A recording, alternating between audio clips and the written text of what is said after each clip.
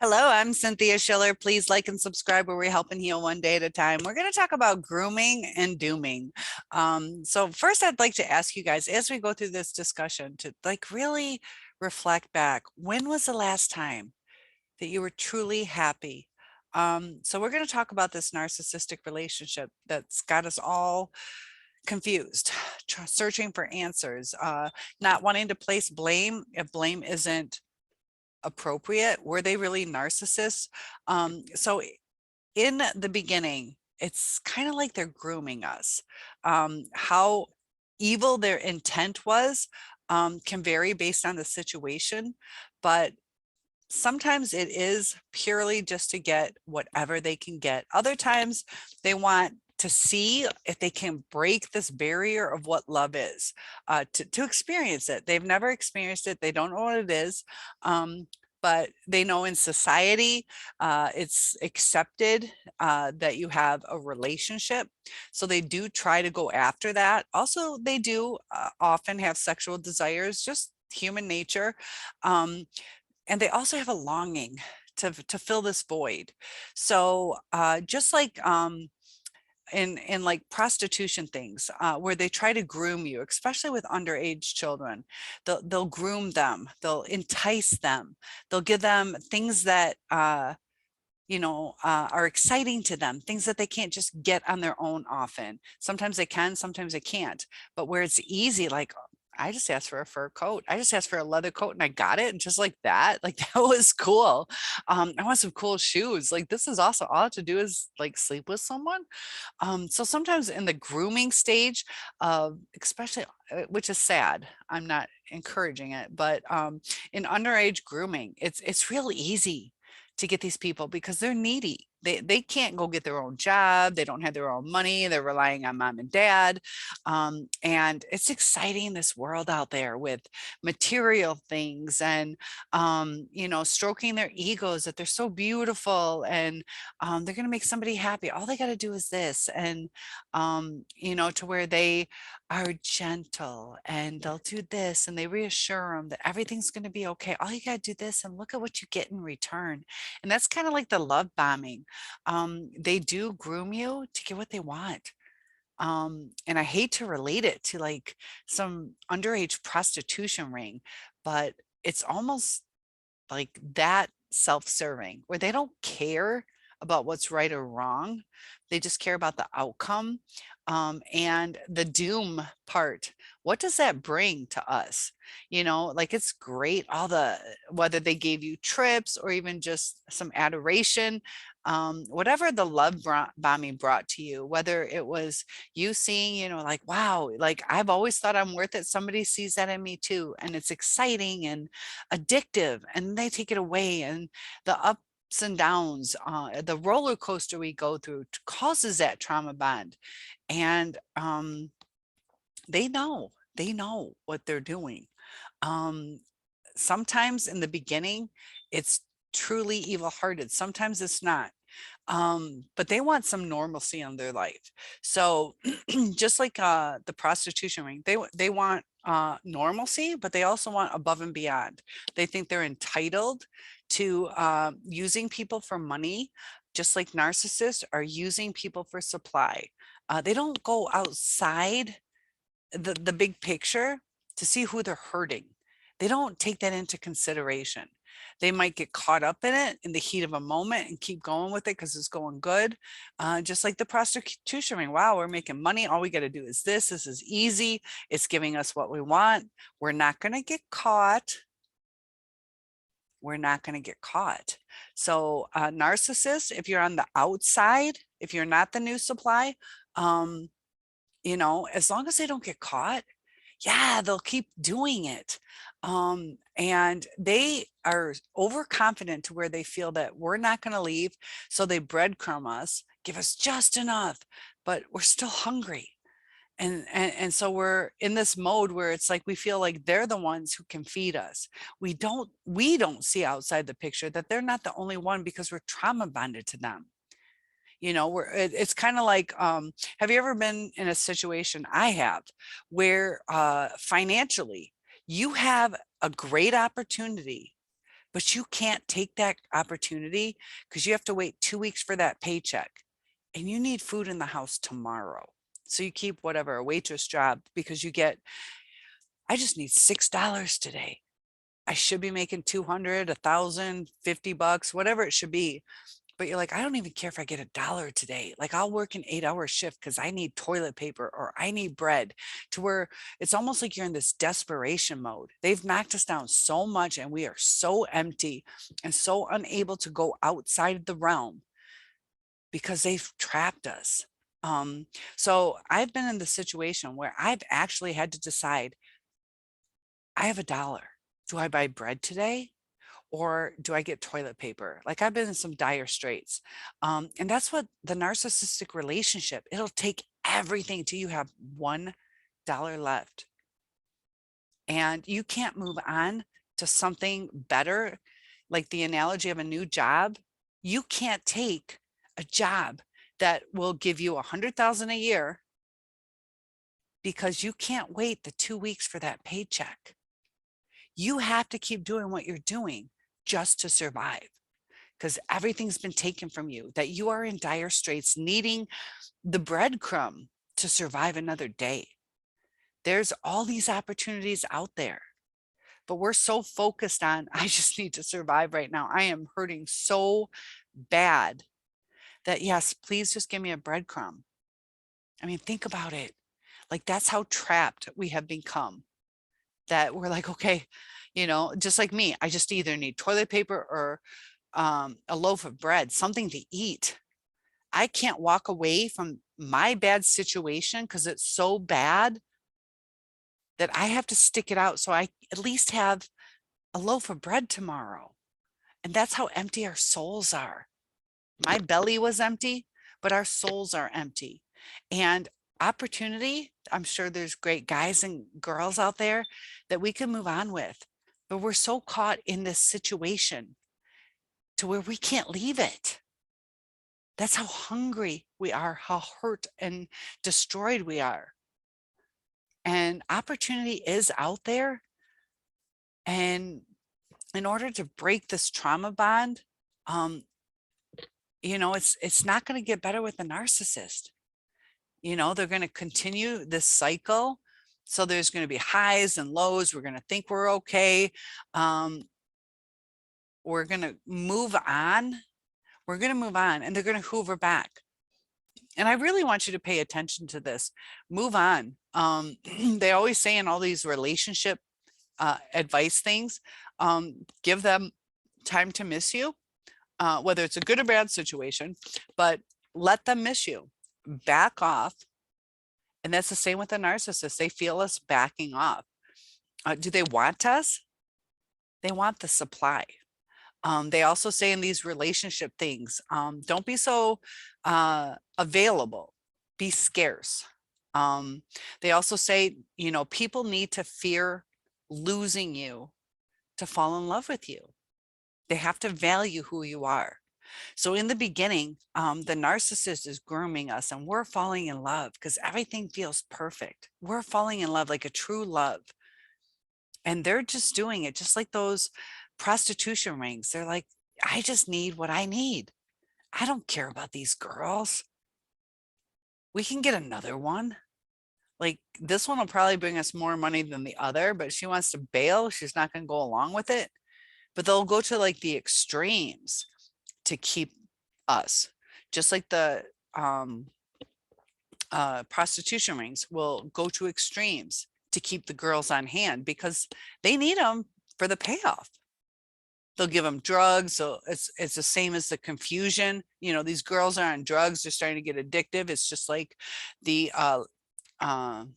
where they confuse us, the gaslighting, the gives and the takes and the imbalance to addict us. It's just like those girls. They now, it started out where it was cool. It was a little bit of a high. You got to, take fancy trips, be treated like a princess. And then you get accustomed to it. You get used to it. It's like, yeah. But then they start training us like Pavlov's dog. And it's effective. It is effective. Try training a dog. you know, do the research on that. There are ways to brainwash people. And that's kind of what they did to us. They gave us these false promises. Sometimes they were with intent. They did want to move on with their lives. They thought they got the best of the best. So they wanted that because it served their needs, not to have a two-way thing, but they were excited that they got what they wanted. They got what they wanted. And so they groomed us. And then once, we didn't start paying off exactly what they wanted, just like the prostitute, she's only like working 4 out of the 8 hours, or she gets sick too much, or she's starting not to be willing to do certain things that we expected of her to make our money. They start devaluing it. A lot of times they can kick them to the curb and replace them, or they'll keep them along just enough just to get whatever, it's $50, like doesn't matter, it's just extra $50 for her, we'll keep her every day. And that's hard to take, but that's kind of what the narcissist feels about their relationship is, what can I get, what can I get, what can I get? I'm starting not to get everything I expected.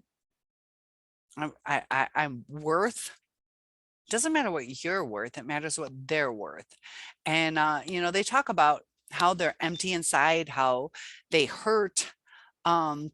A lot of times, they do sometimes reflect, but it's, like, just like the prostitution ring, like, damn, these girls, they're in junior high or high school. Like, is this fair? Like, I don't know. Doesn't matter. We're making our money. Like it'll pass by their minds what they're doing to us, or they're like, I could be kinder.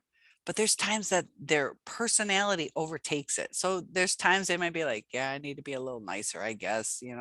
Society expects you to be this way, but they're so ingrained. It's almost reactive.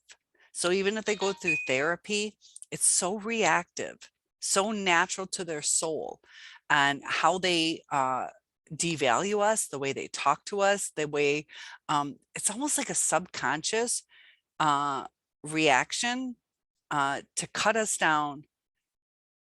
Just the way they talk to us, where why are you doing that? What is wrong with you? You ask them something, they'll project onto us. They do tell on us. For some reason, they think they're sneakier than they are, because they've learned often that we do believe them, because we're good-hearted people. We're like, okay, you know, they're trying, they're bringing this to me. A lot of times that if it's in the past, they'll bring it some certain things that they've done in negative in the past to try to build trust, but that's actually saying what they're going to do to us in the future, because they haven't dealt with their issues. They won't deal with their issues. And it is used as a tool where they can be like, why did I tell you that if I'm not going to be honest to you? So if they cheated in the past and they told you that, they can say in the future, like, why would I cheat now? Like, I came clean with everything. Like, they're master manipulators. Everything they have is calculated. And to the extremes that they do things, it'll doom you. Like how they can shut off in an instant. Like my two exes were, one was so extreme, so hurtful, so off the wall, and twisted everything. Like this is kind of crazy, but at our custody battle, he complained about how psychotic I was, that on Christmas, I had our daughter give him some banana nut bread. And it was a 2.5 hour ordeal talking about banana nut bread that we gave to him on Christmas. He's a health freak, so I didn't want to give him cookies. It was basically a mix of banana nut bread, which he loved. And it's something my daughter and I could make together. The only thing I added was squished bananas and crushed walnuts, just a mix, nothing fancy. Wrapped it in tin foil and put a file folder sticker, to daddy, love our daughter. It had no mention of me. And he kept going on. She knows it's my favorite. That's how sick she is. She's trying to win me back.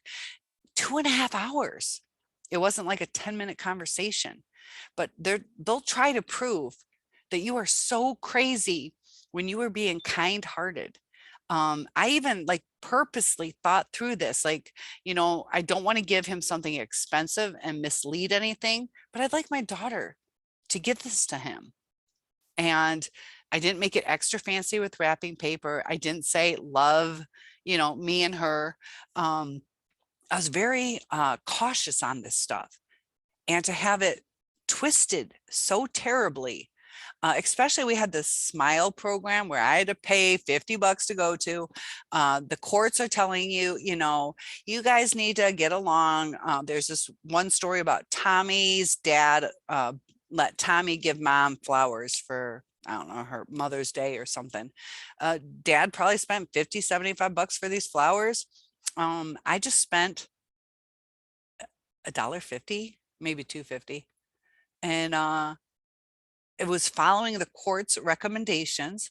And I had a judge look at me and tell me I needed counseling because of how convincing these narcissists are. His attorney even said that he was like Jesus. Basically, he walks on water.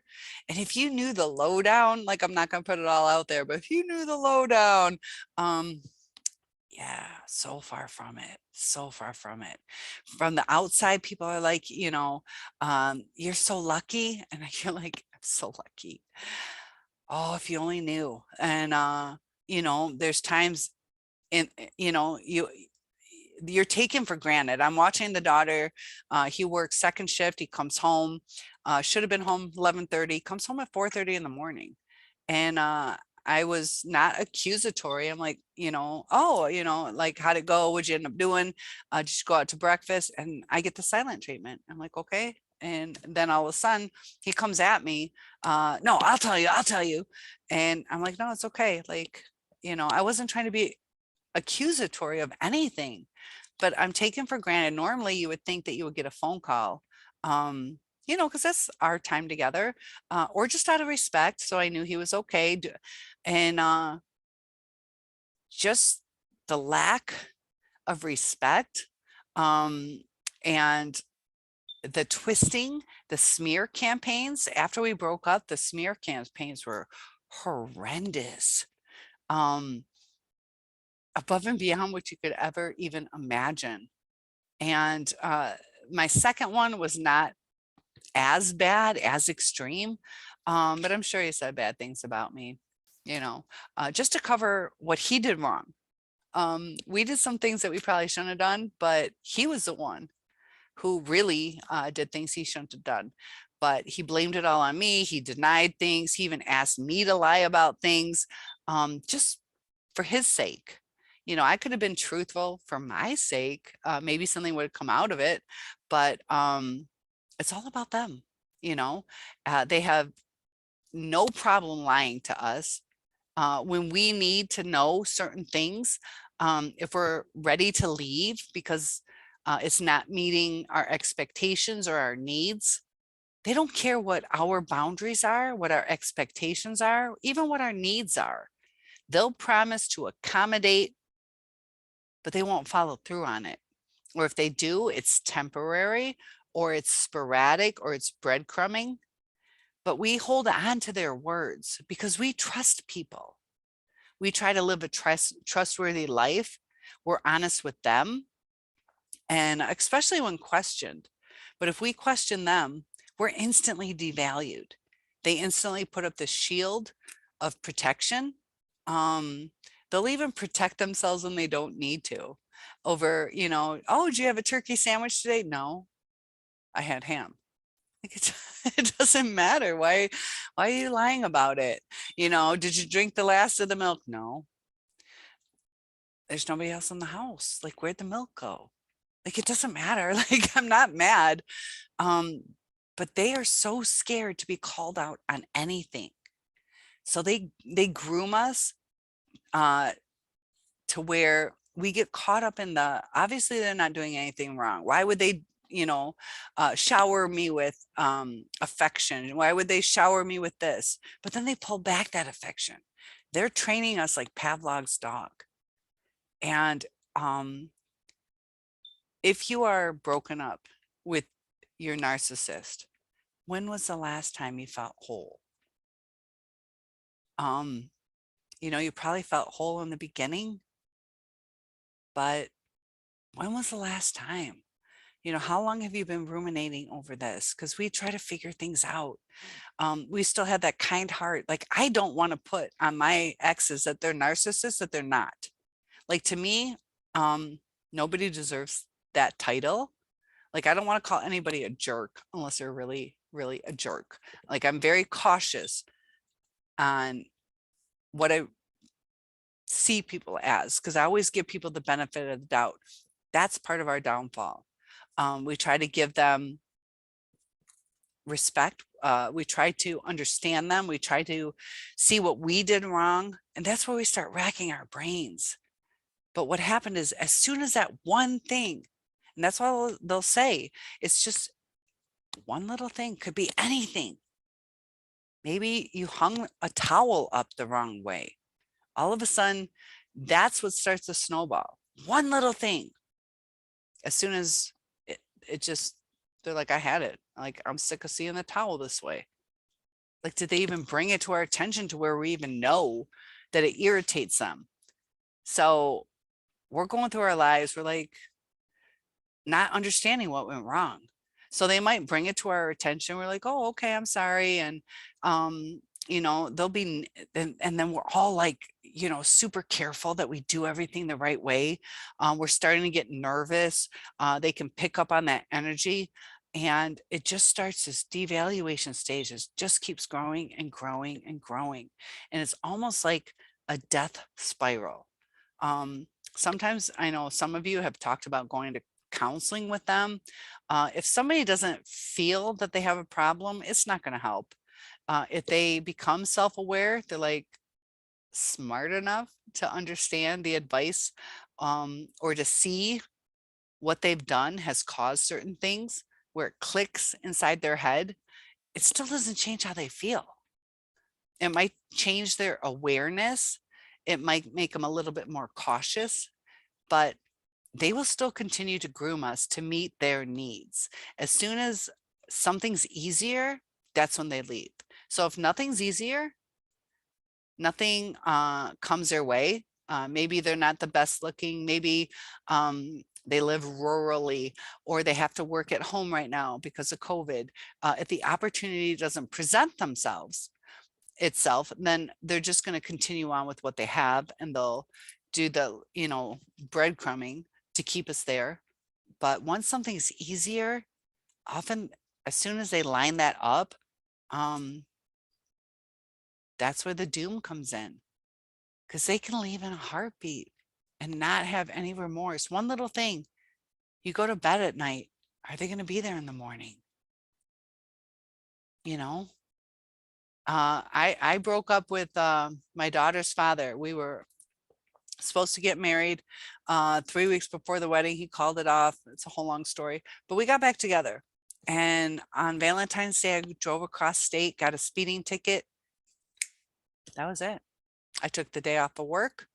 It was Valentine's Day, went to go see him. We were all snuggly until I told him I got a speeding ticket. And that was the last time I saw him.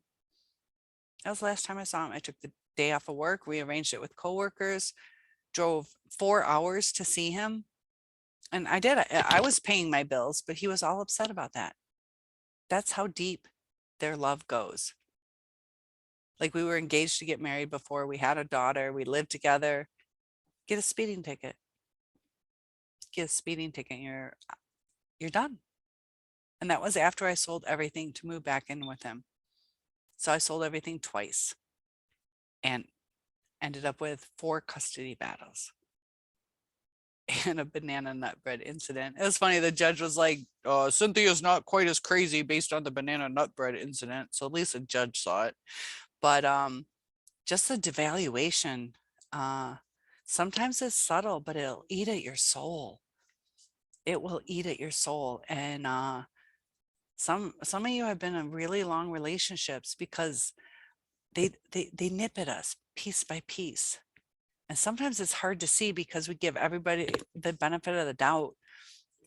But it's the way they say things to us that hurt, or the looks like, why are you making so much noise? Like they're disgusted with us.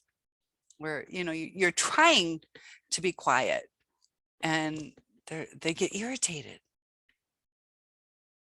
and you can't walk on eggshells the rest of your life. You can't ruminate. It's just like I said, there's something else better out there. Take the leap of faith. I guess in a sense, be hungry for 2 weeks because something better is coming out there. Find some support to get through that 2 weeks. Just like, I had $1, I had to buy bread or toilet paper. You can use towels if you need to, whatever. There's ways to survive on that, but food you need. So use your friends right now to get you through the hard times and take that leap of faith. Take that $100,000 a year job, which would be your relationship, 200,000, whatever you guys want to make. Um, make the leap. It's out there. It's not that far away, but don't get stuck in that kind of like analogy where you're in survival mode. Just like I was with that bread, I couldn't leave my situation. I had to hope I made just a couple dollars. So now I could buy toilet paper today and butter for my bread. When I'm like, I have a lot of other opportunities, but I don't have that downtime to allow myself to take something better. So this is our downtime, staying, hoping, ruminating isn't going to bring us that new job, new relationship, unless we take that leap of faith that everything during this downtime is going to be okay. It's going to be okay. It might be hard. There might be times where we're hungry, but we got to rely on, even if it's, just our inner self for a little while. And that can be hard, but it will get better. Going no contact is probably the healthiest way. It's hard at first, but if you keep continuing the cycle's not going to break. Even if you got lucky, some of you might want to get back together with them. It's just going to continue. It'll just, you'll have another 5-10 years. Some of it'll be great, but then you're going to end up alone at the end of your life, or empty inside. You're going to be serving them, hoping that they see who you are. Or if you take a stern look at it and you don't want the person back, but if you still continue with the cycle, it's hard. Some of us are in relationships where co-parenting or family members. So no contact can be hard. Do low contact. Only, answer what needs to be answered. Don't fuel their fire. They come at you with some jerky message or condescending or inquisitive where it's not their business. And don't entertain it. It's okay to take a stand for yourself, because they've trained us not to. Because anytime we would take a stand, we were seen as, crossing the line. We weren't allowed to stand up for ourselves. But they need to have some respect for us. And, if they end up ghosting us over it, like, is that really a loss? Like, if it was true love, it would be a loss. But it's just like the prostitution ring. See ya, you're done. Get out of here. You gained 10 pounds, you're done. And, do you have to go through all these steps, to win them back? Is it worth the effort? Because would they do that for you? They'll do the easy way. They'll love bomb. They'll hoover. They're just in it for themselves. They're just playing. It's kind of like a game.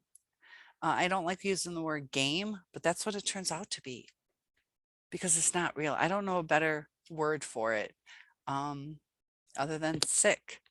It's just a sickness. It is a mental illness, one that, there's no cure for. And it's starting to become more prevalent in the world because roles have changed. In the past, women were trained, and I know there's, all the sexual combinations, but in the past, in your traditional heterosexual relationship, it was almost like women were trained to allow for a narcissistic husband. We were trained that way. So now that society's a little bit different, women have more options. We're allowed to work. And, women get a little bit bolder. And the guys are like, man, that was not all guys. So don't take it the wrong way. But, it's almost like they're like, yeah, I expect this. I expect a trophy. I expect to be fed. I expect this. And, there's two people in a relationship. So doom, groom, but is it love? There's times, to be honest with you, like I still miss my exes. Was it healthy? It could have been. Was it? No. And it was hurtful how little you mean in the end. That's the worst part. It could have been saved, but the worst part was, how little you like, will they say hi to you out in public? If you're sad, will they give you a hug? If you're low on money and need to borrow $10, you had however many years with them, would they give you $10? But you probably would still give them money, depends on your situation. But they've trained us like Pavlov's dog, where we expect the payoff, and we're so like needing it. And it's like they ring that bell. They ring that bell and we come to it. We don't know when that bell's going to come, but as soon as we hear it, we snap to it because of the payoff. And that's not a good way to live, because it gets you addicted. And, we have no control over it. Like a drug addict can go get what they need. Take this to heart. A drug addict, not that I am suggesting getting on drugs, but if you're doing drugs, you can go get what you need. But they addicted us and we can't get what we need. So is addiction healthy? Nope. But I mean, our addiction is love. It's not a drug. It's not alcohol. Our addiction should be healthy, but we can't go get it from them. And they're the ones that have it. They took our heart. So we can't really even give our heart to somebody else because they took it and they threw it out. And we're trying right hard right now, going dumpster to dumpster to dumpster, saying, where is my heart? Where is my true self? Where did they throw it? So keep looking, keep searching. You'll find it. So please like and subscribe. Send me some comments. I'd love to help you through this journey. Take care. I'll see you tomorrow.